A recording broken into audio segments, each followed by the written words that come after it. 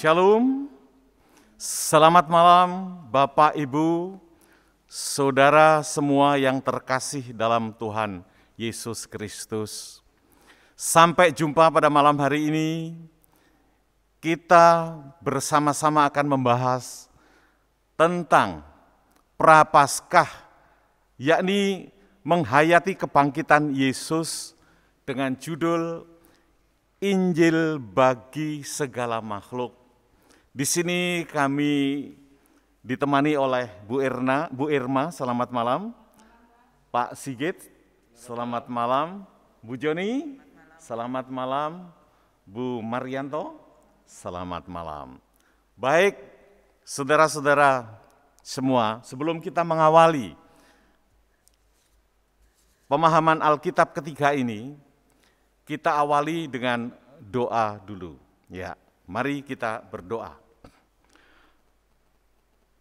Puji syukur kami panjatkan kepada Tuhan yang Maha Baik, bahwa pada malam hari ini kami berkesempatan untuk dapat menyelenggarakan pemahaman Alkitab ketiga dalam rangka lebih menghayati kebangkitan Yesus melalui pokok-pokok bahasan yang sudah kita pilih.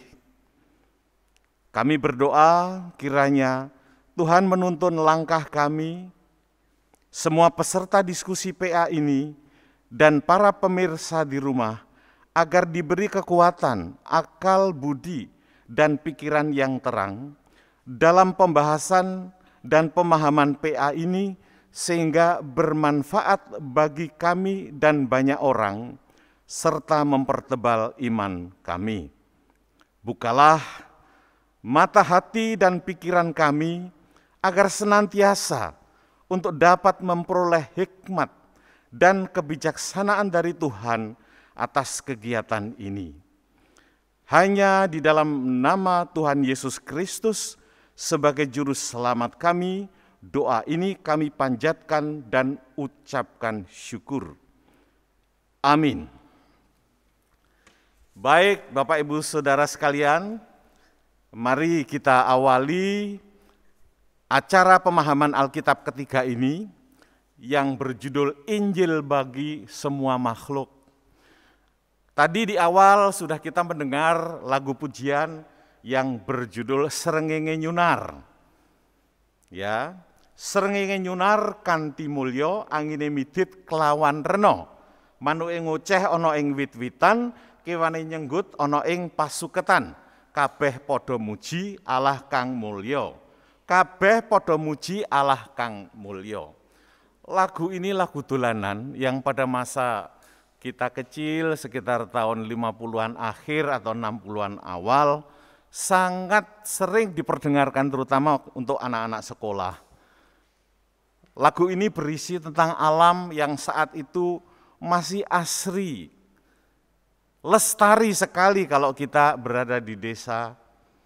Kita lihat di sana ya, burung-burung masih bebas beterbangan. Bahkan kalau kita lihat di desa segala macam burung masih kelihatan, burung-burung besar jenis elang kalau bahasa Jawanya wulung itu terbang itu di atas kita. Dan bahkan kalau kita punya ayam, punya anak itu biasanya anak ayam kita itu dimakan oleh wulung itu. Tapi sekarang wulung itu sudah ada. Sudah tidak ada lagi wulung itu. Sekarang sudah tidak ada. Kemudian kalau kita berjalan-jalan lewat selokan atau sungai-sungai, itu banyak ikan yang kita lihat. Sekarang sudah tidak ada. Ya, kenapa? Itu semua karena adalah pengaruh-pengaruh dari kegiatan-kegiatan manusia. Nah, kita masuk saja sekarang kepada pembahasan pengantar dari pemahaman di dalam menghayati kebangkitan Kristus. Nah, salah satu persoalan serius yang dihadapi oleh umat manusia di dunia ini adalah krisis ekologi atau krisis lingkungan. Krisis tersebut terjadi baik dalam konteks lokal sekitar kita, nasional ataupun global di seluruh dunia. Ada sekian banyak kerusakan dan ketidakseimbangan alam yang perlu disikapi termasuk oleh gereja. Nah, bagaimanapun panggilan untuk merawat bumi adalah panggilan kita semua. Nah, memang bumi semakin kelihatan rusak, namun terakhir ini ketika terjadi pandemi COVID-19, di mana kegiatan-kegiatan industri, kegiatan rumah tangga, transportasi lalu lintas, itu banyak yang berhenti, itu bumi itu menjadi semakin indah. Ceritanya di daerah Italia, di daerah Venice, itu orang melihat dari ketinggian itu, daerah Italia itu kelihatan biru indah sekali. Dan juga daerah-daerah lain. Karena pabrik tidak jalan, mobil transportasi tidak jalan, nah sehingga bumi betul-betul terbebas dari polusi, terutama polusi udara. Nah sekarang, apa hubungannya krisis ekologi atau krisis lingkungan dengan Paskah?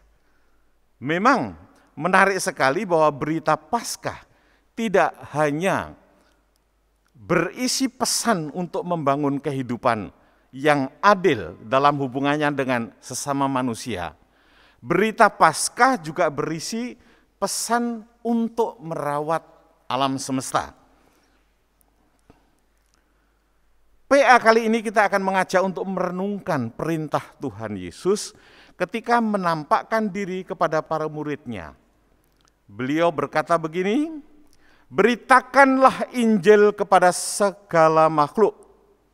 Nah, frasa atau kumpulan kata segala makhluk maksud saya menunjukkan bahwa sasaran Injil bukan hanya kepada manusia tetapi kepada ciptaan Allah.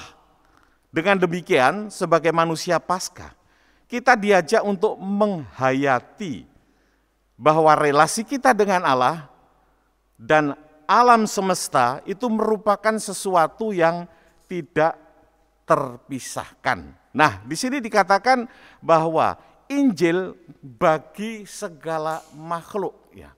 Nah, makhluk itu apa ya? Segala makhluk. Nah, itu nanti akan kita bicarakan secara lebih lengkap lagi. Nah, Bapak Ibu sekalian, atas kerusakan-kerusakan alam yang terjadi, yang disebabkan oleh manusia, baik secara sengaja atau tidak sengaja. Nah, Bapak Ibu bisa akan melihat nanti video yang akan kita putar setelah ini.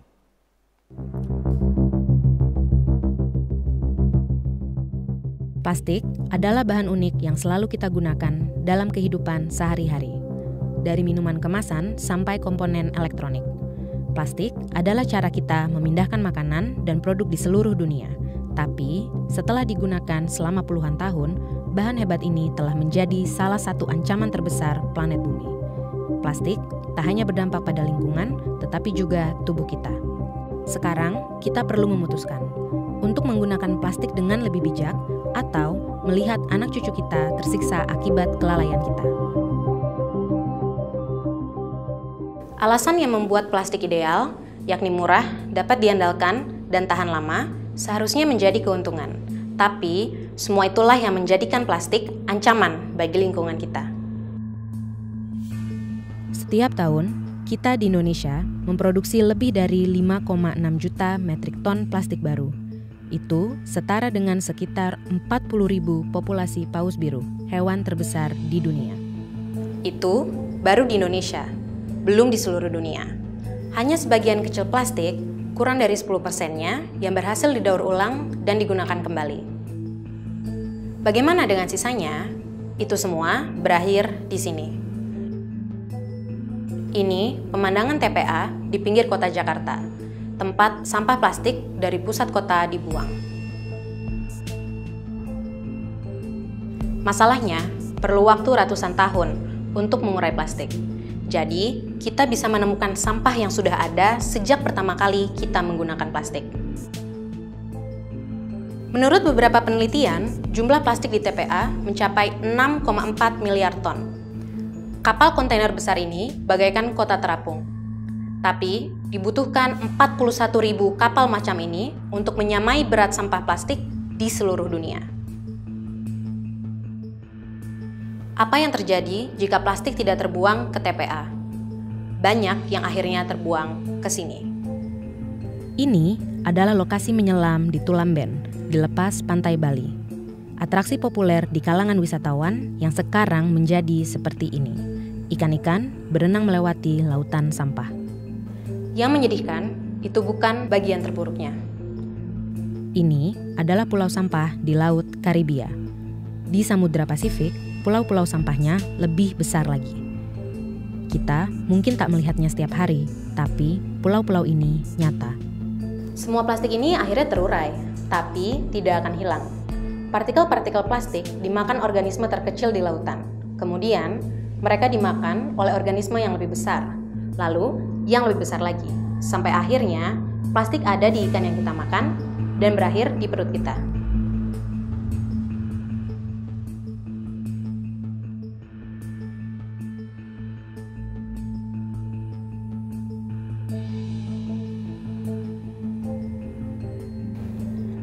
Butuh ratusan juta rupiah per hari dan lusinan armada kapal untuk mengelola sampah plastik yang mengapung di Samudra Pasifik. Lantas, berapa yang dibutuhkan untuk membersihkan seluruh sampah di dunia? Siapa yang tahu? Tapi, ada satu hal yang bisa kita lakukan. Bijak menggunakan plastik. The Pledge, hasil kolaborasi Vice dan Aqua. Kami menyelidiki setiap akar masalah plastik dan upaya untuk mengatasinya. Kami akan menemui seniman, pakar lingkungan, dan orang-orang yang berinovasi dan mendidik masyarakat soal plastik. Demi menciptakan bumi yang lebih baik, bumi yang lebih bersih.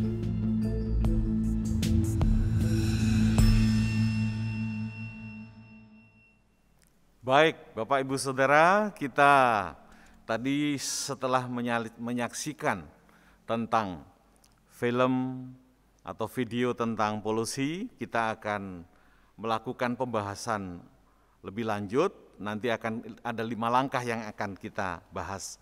Langkah yang pertama adalah kami akan mengajak berbagi pengalaman ya terhadap rekan-rekan yang ada di sini, bagaimana kita semua ini bisa mengamati lingkungan di sekitar kita.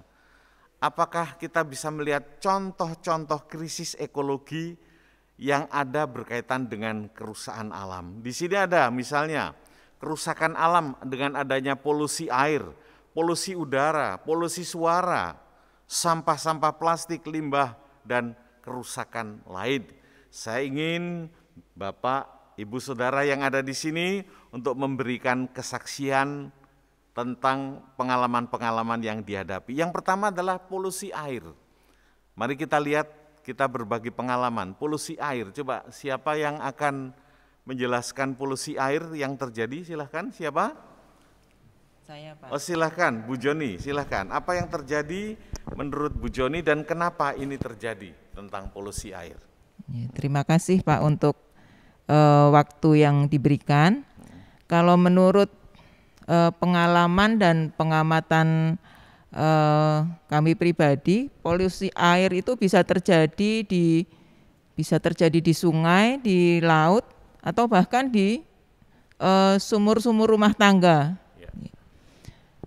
Kalau di sungai itu biasanya karena sampah, bisa dari sampah yang dibuang sembarangan karena masih banyak anggota masyarakat yang belum peduli dengan cara membuang sampah. Mereka masih dengan seenaknya membuang sampah di sungai, atau bisa juga dari limbah pabrik. Mungkin limbah pabrik di sini dari limbah pabrik yang masih dalam skala kecil atau menengah, di mana mereka belum mempunyai sistem pengolahan limbah yang baik, sehingga mereka hanya mengambil jalan pintas dan membuang limbah itu ke sungai-sungai yang terdekat. Bahkan beberapa waktu yang lalu pernah saya lihat di televisi di Sungai Bengawan Solo ada suatu pengrajin pengrajin batik yang mungkin mereka masih juga dalam skala kecil, mereka membuang limbahnya di Sungai Bengawan Solo sehingga terjadi polusi di Bengawan Solo. Kemudian kalau untuk di laut bisa dari sampah-sampah yang terbawa aliran sungai atau juga dari sampah-sampah yang berserakan di sekitar pantai. Atau bisa juga mungkin dalam skala besar, misal ada tanker yang bocor sehingga ada kebocoran minyak dan sebagainya. Kalau di sumur mungkin bisa dari jarak antara sumur dengan septic tank. Nah itu juga akan mencemari air sumur sehingga tidak layak lagi untuk digunakan. Ya, karena jaraknya terlalu dekat ya, berbes gitu ya. Betul Pak. Betul.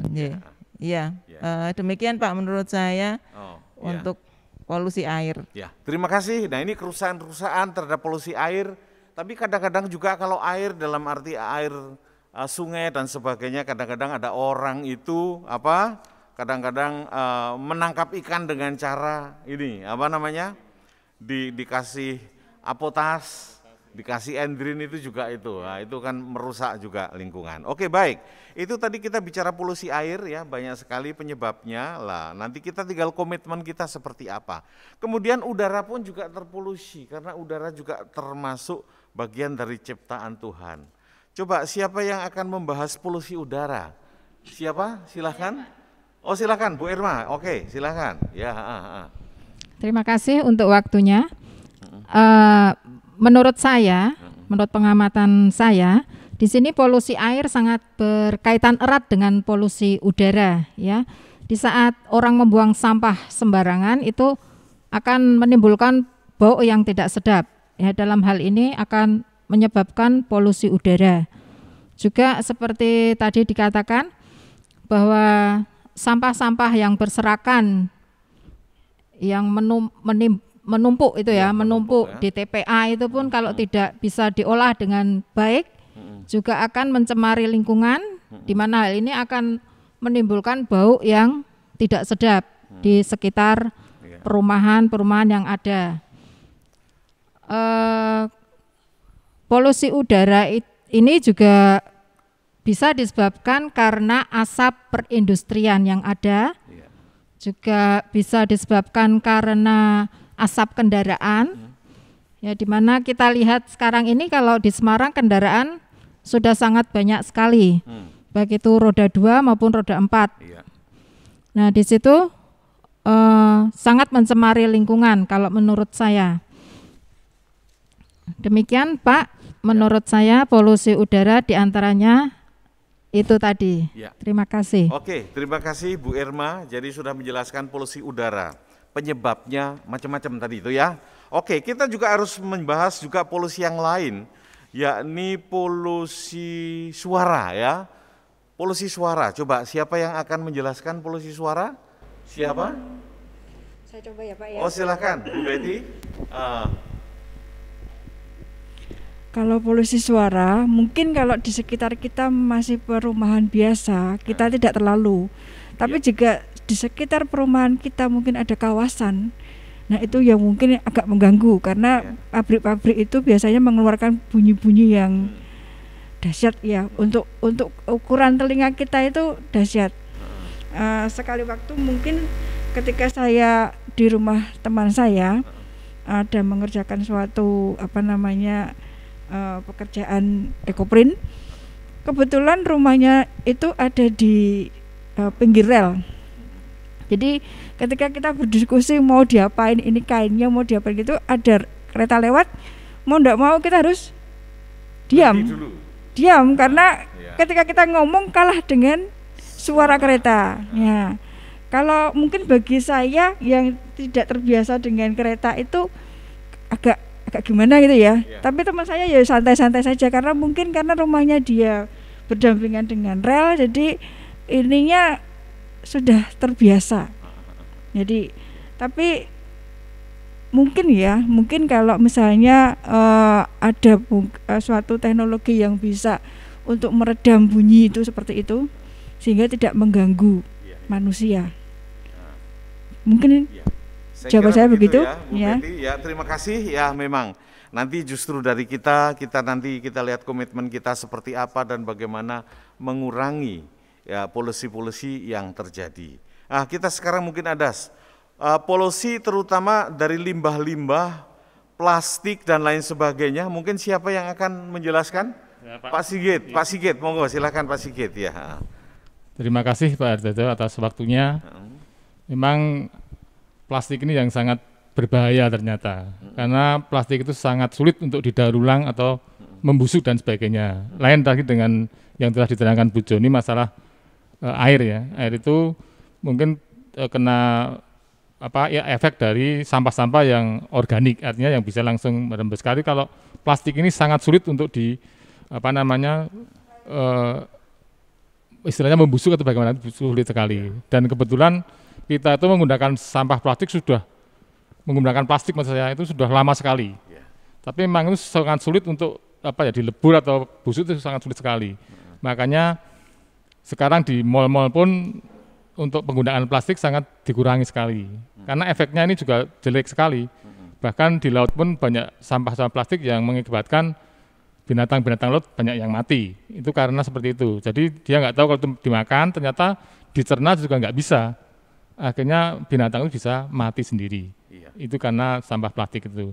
Nah, dengan seperti itu kita harus bisa memilih dan penggunaannya itu harus berhati-hati. Misalnya kalau sekarang kita untuk menanggulangi itu ya kita memilih sampah plastik hanya untuk penggunaan yang tertentu saja. Misalnya dengan Tupperware lah, itu kan plastik. Tapi ya kita gunakan berulang itu nggak masalah.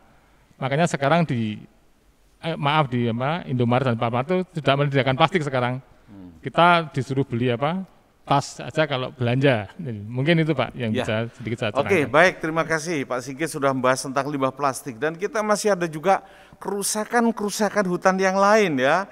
Kerusakan hutan dan yang lain-lain masih banyak akan kita bahas nanti. Nah, Bapak Ibu Saudara, di dalam membahas ini, terutama di dalam kita menjalani masa Paskah, di dalam menghayati kebangkitan Yesus, di sini kita akan membahas berdasarkan firman-firman Tuhan agar kita dapat bisa mendalami Injil bagi segala makhluk.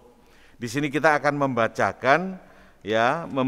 Injil Markus ayat 16, pasal 16 ayat 9 sampai 20 ya.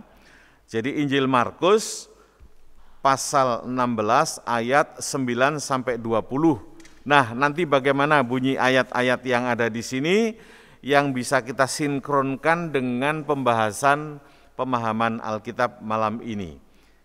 Saya mohon Pak Sigit ya bisa membacakan. Silakan Pak Sigit. Ya. Terima kasih. Mari kita membaca kitab Markus dari Markus 16 ayat 9 sampai 20. Yang demikian bunyinya. Untuk perikopnya yaitu Yesus beberapa kali menampakkan diri dan mengutus murid-muridnya. Yesus terangkat ke sorga. Setelah Yesus bangkit pagi-pagi pada hari pertama minggu itu, ia mula-mula menampakkan dirinya kepada Maria Magdalena. Daripadanya Yesus pernah mengusir 7 setan. Lalu perempuan itu pergi memberitahukannya kepada mereka yang selalu mengiringi Yesus. Dan yang pada waktu itu sedang berkabung dan menangis. Tetapi ketika mereka mendengar bahwa Yesus hidup dan telah dilihat olehnya, mereka tidak percaya. Sesudah itu ia menampakkan diri dalam rupa yang lain kepada 2 orang dari mereka. Ketika keduanya dalam perjalanan keluar kota, lalu kembalilah mereka dan memberitahukannya kepada teman-teman yang lain. Tetapi kepada mereka pun teman-teman itu tidak percaya.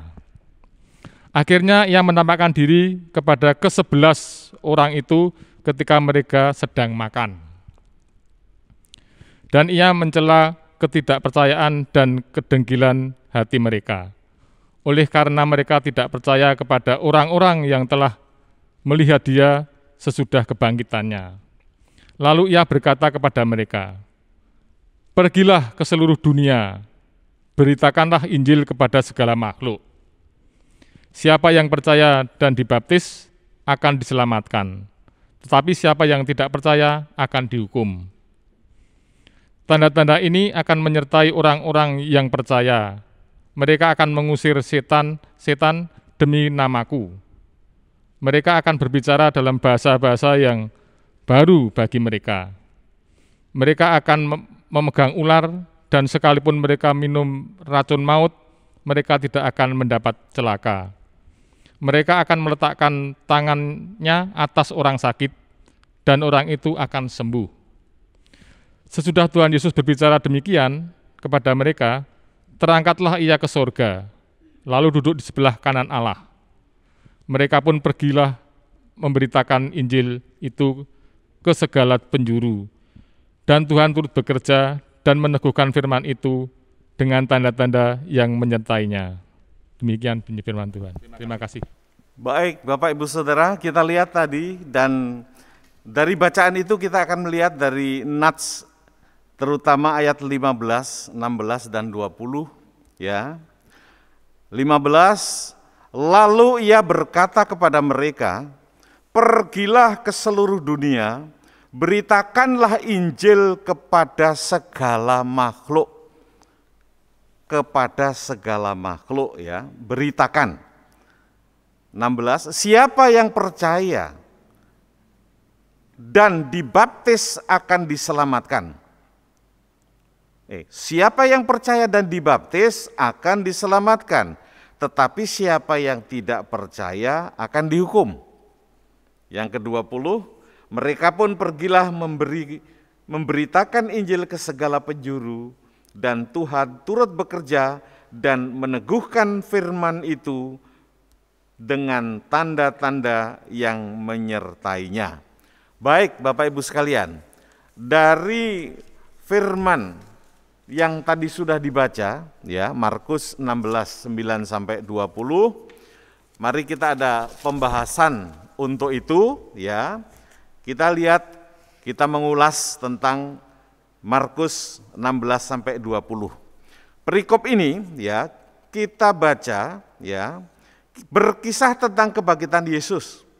Peristiwa ini kita peringati dalam hari raya Paskah.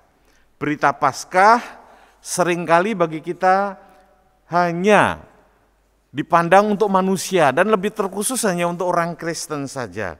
Padahal kita tahu bahwa semestinya berdasarkan Injil tersebut, ya, itu tidak hanya manusia, apalagi orang Kristen saja, tapi bagi segala alam semesta, semua alam semesta.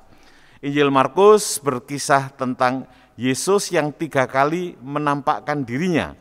Pada penampakan yang ketiga inilah, ya, Yesus ada di tengah-tengah ke-11 muridnya, dan ini poin yang pertama, Yesus berpesan kepada mereka agar pergi ke seluruh dunia dan memberitakan Injil kepada semua makhluk. Nah, kalau kita melihat semua makhluk itu siapa? Ya, semua makhluk siapa? Di situ disebutkan bahwa makhluk adalah terjemahan dari kata thesis yang berarti ciptaan. Dalam kitab suci bahasa Jawa dipakai segala makhluk atau ciptaan itu adalah sakehing tumitah. Ciptaan makhluk tumitah itu menunjuk kepada alam semesta. Jadi kalau kita melihat, ya, Tuhan itu menciptakan segala makhluk atau segala sesuatunya, itu ada yang organik dan anorganik. Yang organik itu adalah suatu kehidupan, ya, kehidupan. Yakni kehidupan yang kalau mereka bergerak itu mengikuti hukum biologis. Contoh, manusia bergerak karena mengikuti hukum biologis. Ya.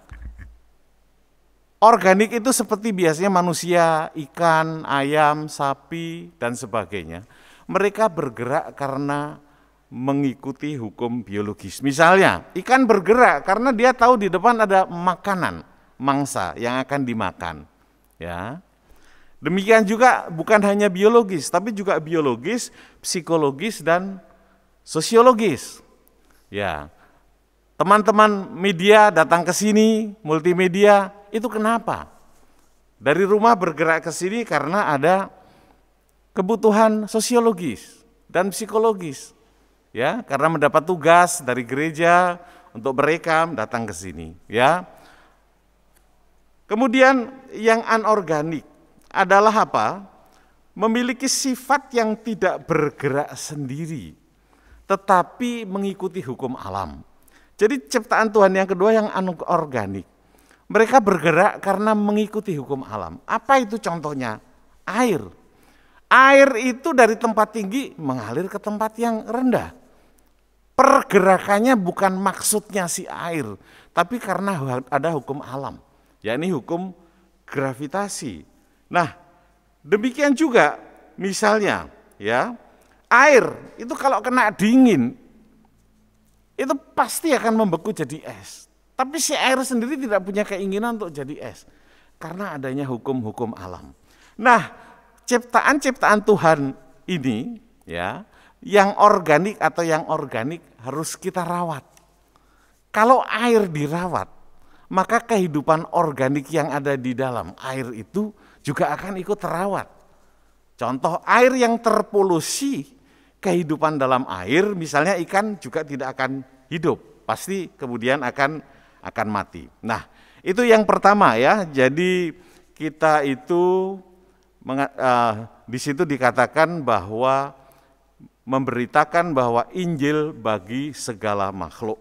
Nah, yang kedua, menjadi manusia Paskah berarti menjadi manusia yang peduli atas keprihatinan segala makhluk.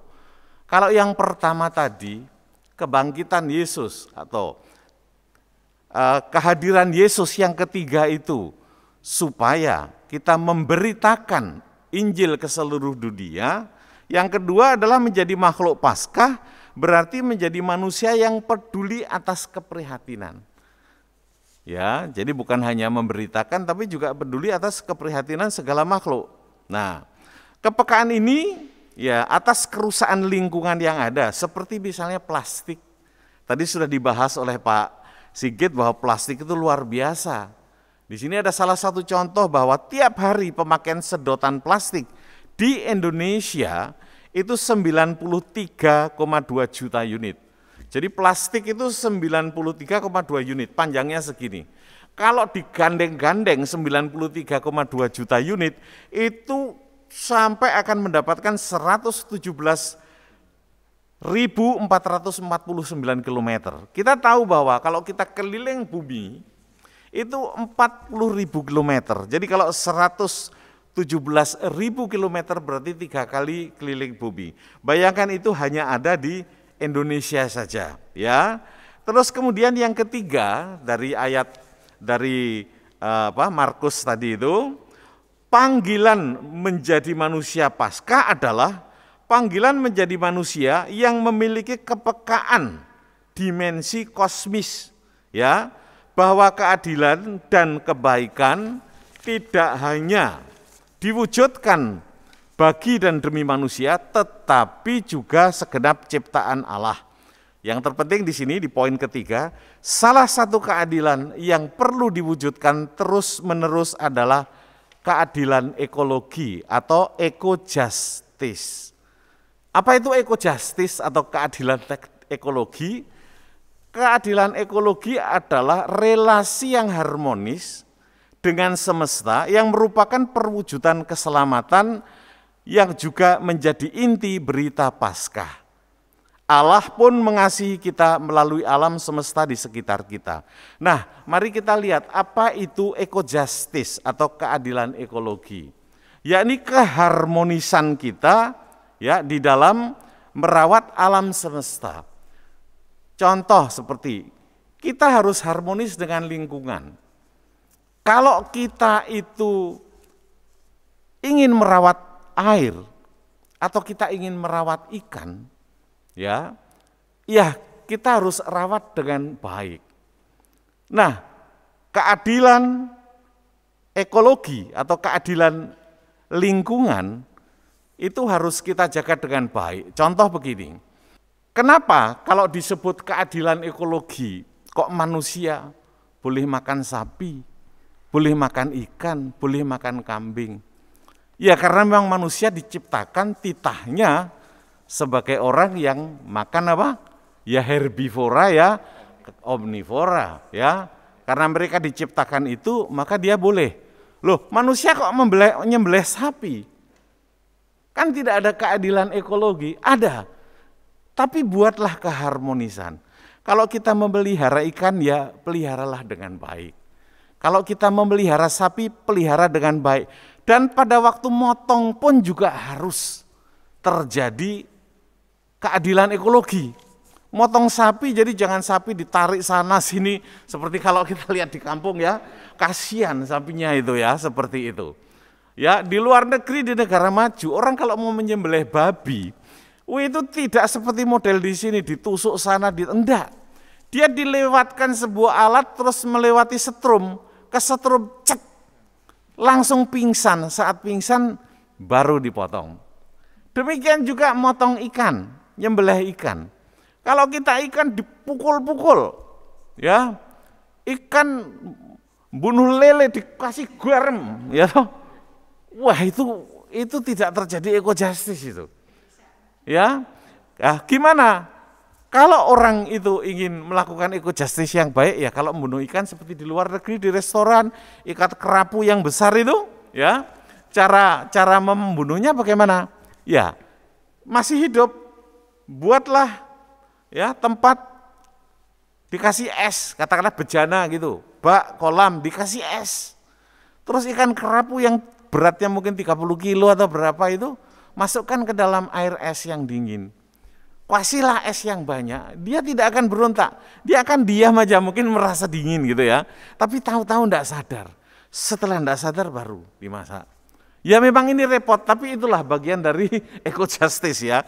Jadi kita itu di dalam memperlakukan ciptaan Tuhan ya, dalam memperlakukan tumitah itu tadi harus betul-betul adanya sebuah eco justice. Nah, saya kira itu saudara-saudara sekalian, jadi kita di sini betul-betul harus memberlakukan apa yang tertera di dalam Injil itu, bahwa Injil bagi segala makhluk, ya, bahwa kita harus merawat lingkungan dengan sebaik-baiknya. Memang kerusakan alam itu tidak bisa dihindari dengan kemajuan zaman, ya, tetapi setidaknya diminimisir, ya, diperkecil, ya, yang ada.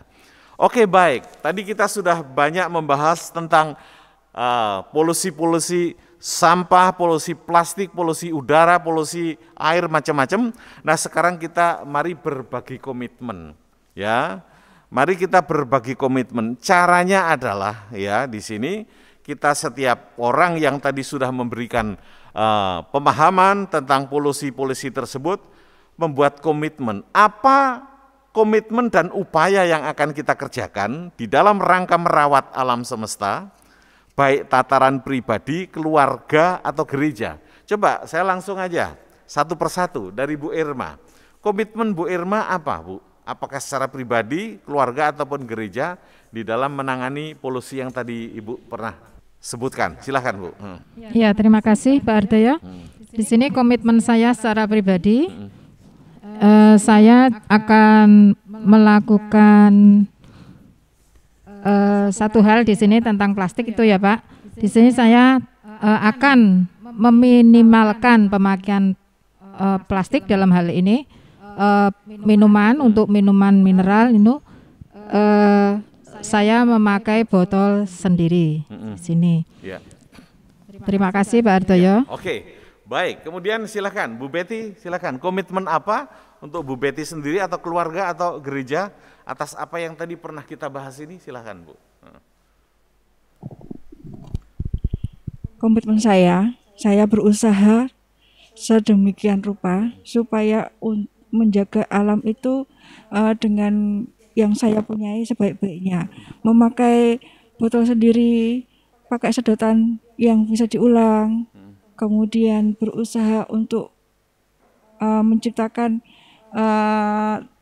Tuhan untuk mengurangi polusi. Walaupun saya tidak punya lahan, tapi saya bisa pakai pot. Itu dari saya sendiri. Demikian, Pak. Oke.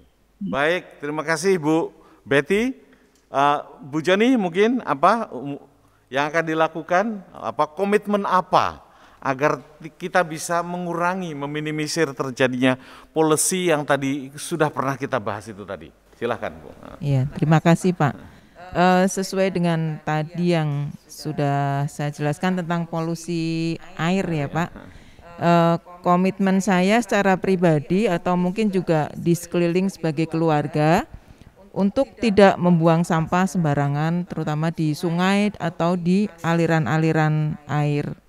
Kemudian juga apabila kita berkunjung ke pantai, kita juga tidak membuang sampah sembarangan di pinggir pantai yang itu akan bisa terbawa arus laut, bisa mengotori laut. Dan mungkin apabila kita lebih bagus lagi apabila kita berani menegur orang-orang yang mungkin masih membuang sampah secara sembarangan ke sungai atau ketika di pantai. Cuma kadang kendalanya kita sebagai orang timur masih ewuh-pekewuh gitu Pak untuk menegur. Menegur ya. Ya. Daripada menciptakan musuh ya toh. Paling enggak diawali dari komitmen pribadi dan keluarga. Seperti itu Pak. Oke, baik ya. Terima kasih Bu Joni. Kemudian mungkin Pak Sigit mungkin akan memberikan komitmen apa untuk pribadi, keluarga ataupun mengajak gereja semua. Ya. Terima kasih Pak. Tadi memang sudah dijelaskan semua sama teman-teman kita, yaitu masalah sampah, yaitu sampah baik itu ada organik dan anorganik. Kebetulan tadi saya menjelaskan masalah tentang plastik, yaitu termasuk anorganik. Memang tadi sudah dijelaskan bahwa plastik itu sangat sulit untuk dilebur dan sebagainya. Maka komitmen saya untuk itu, tadi sudah sedikit dijelaskan juga oleh Bu Irma bahwa kita harus bisa memilah-milah, misalnya kalau belanja ya kita membawa tas sendiri, kemudian mengajak memakai plastik yang berulang-ulang dan bisa digunakan. Kemudian untuk anak-anak mungkin di sekolah minggu itu nanti kita pelajari atau di gereja itu bahwa sekarang penggunaan plastik sangat dikurangi. Makanya dari rumah biasanya sudah ada tempat minum atau tempat makan yang bisa dipakai terus-menerus gitu Pak. Kecuali kalau rusak memang itu, tapi artinya kita untuk mengurangi seperti itu. Artinya jangan terus membeli plastik dan sebagainya. Artinya kita menggunakan yang tepat guna dan bisa dipakai berulang-ulang. Mungkin itu Pak. Terima kasih. Baik, terima kasih. Ya.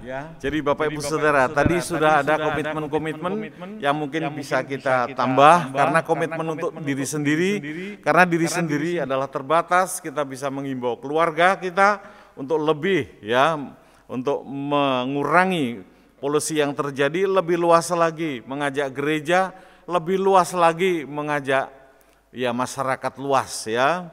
Bahkan kalau bisa menjadi tokoh masyarakat yang bergerak di bidang lingkungan tentang lingkungan. Baik Bapak Ibu Saudara, kita akan masuk kepada langkah kelima, yakni kita berdoa bersama. Di sini mari dalam berdoa ini silahkan kami akan Bu Joni untuk berdoa bahwa para penyintas atau para korban yang terdampak polusi didoakan, kemudian Ibu Betty mendoakan agar alam semesta dan lingkungan yang rusak ini bisa segera, artinya diperbaiki dengan baik, terutama melalui kesadaran masyarakatnya. Yang ketiga Bu Irma, yakni agar umat Allah terutama gereja yang sudah bersepakat dan bersetuju untuk bisa membersihkan polusi ini, untuk betul-betul melakukan dan menjalankan komitmen dan ini agar bisa berhasil dan berguna bagi segala makhluk. Silahkan mari kita berdoa. Bapak Ibu, mari kita satukan hati dalam doa. Tuhan Allah Bapa kami surgawi, kami mengucap syukur dan terima kasih Tuhan untuk acara pada malam hari ini, pemahaman Alkitab di dalam rangka masa Prapaskah. Terima kasih Tuhan untuk kesempatan yang Tuhan berikan kepada kami, untuk kami sedikit belajar tentang firman Tuhan. Tuhan, pada malam hari ini kami mau berdoa untuk para korban dari kerusakan lingkungan yang sudah terjadi, yang ada di sekitar kami. Kami berdoa Tuhan, kiranya Engkau tetap memelihara mereka, memberkati mereka dengan kekuatan, kesehatan, dan kebijaksanaan yang daripada-Mu. Biarlah mereka, sekalipun kondisi mereka harus terdampak karena kerusakan lingkungan, tetapi biarlah Engkau tetap menolong mereka, berbelas kasihan kepada mereka, sehingga mereka memperoleh kekuatan untuk melanjutkan kehidupan mereka, untuk aktivitas mereka sehari-hari. Kami juga berdoa Tuhan untuk pemerintah-pemerintah, baik itu pemerintah daerah maupun pemerintah pusat, yang berusaha untuk mengurangi atau meminimalisir penderitaan dari para korban kerusakan lingkungan ini Tuhan, ataupun lembaga-lembaga yang concern terhadap kerusakan lingkungan ini Tuhan. Biarlah mereka Tuhan berkati, boleh Tuhan pakai untuk menolong para korban dari kerusakan lingkungan ini Tuhan. Kami serahkan Tuhan para penyintas atau korban-korban dari kerusakan lingkungan ini di dalam tangan pengasihan Tuhan. Inilah Tuhan doa dan seruan kami yang kami naikkan di dalam nama Tuhan Yesus Kristus. Tuhan Yesus, kami juga berdoa untuk alam semesta Tuhan Yesus yang saat ini banyak terjadi bencana alam, terkhusus kota Semarang ya Tuhan Yesus, beberapa hari lalu dan sampai saat ini juga masih mengalami banjir ya Tuhan Yesus. Di beberapa tempat di belahan dunia, di Indonesia juga beberapa mengalami banjir, juga tanah longsor di musim hujan ini Tuhan Yesus. Ajar kami Tuhan Yesus untuk menjaga alam ini Tuhan Yesus dengan kasih, dengan penuh kasih sayang. Ajar kami Tuhan Yesus untuk memperbaiki semuanya Tuhan Yesus, menjaga, melestarikan, dan merawatnya. Tolong kami ya Tuhan Yesus, agar alam kami yang telah rusak ini boleh dapat diperbaiki melalui teman-teman kami dan juga kami sendiri yang merawatnya. Ampuni kami ya Tuhan Yesus. Di dalam nama Tuhan Yesus kami berdoa. Bapa kami yang di surga, kembali kami menghadap hadirat-Mu, mengucap syukur untuk hari ini. Atas kesempatan yang indah ini, kami berdoa untuk komitmen-komitmen kami sebagai pribadi maupun keluarga, terlebih di dalam bergereja. Tuhan memberkati komitmen-komitmen kami ini ya Tuhan, untuk merawat, untuk menjaga lingkungan sekitar kami. Dan berilah kami kepekaan ya Tuhan, untuk lingkungan-lingkungan kami, sehingga lingkungan-lingkungan kami tidak rusak ya Tuhan. Tuhan Yesus, kami serahkan semua ini dalam tangan pengasihan-Mu. Kami juga berdoa untuk orang-orang yang saat ini melakukan hal-hal yang di luar kehendaknya ya Tuhan. Tuhan ampuni, sehingga karena kelakuan perbuatan mereka tersebut banyak tempat-tempat yang rusak, banyak lingkungan-lingkungan yang rusak. Ampuni mereka ya Tuhan. Terima kasih Tuhan Yesus, kami serahkan doa ini ke dalam tangan kasih pengasihan-Mu. Di dalam nama Tuhan Yesus kami berdoa dan mengucap syukur. Amin. Baik, terima kasih. Kegiatan pemahaman Alkitab ketiga sudah selesai. Kami berharap Topik yang kita bahas pada malam hari ini yaitu Injil bagi segala makhluk. Semoga kita dapat belajar dan meningkatkan eco-justice kita, yakni keadilan ekologi di lingkungan kita, di dalam merawat, meningkatkan, dan melestarikan segala ciptaan Allah. Terima kasih semuanya, selamat malam, Tuhan memberkati. Terima kasih Bu Irma, Pak Sigit, Bu Joni, Bu Betty, selamat malam. Ya, mari kita say hello ya.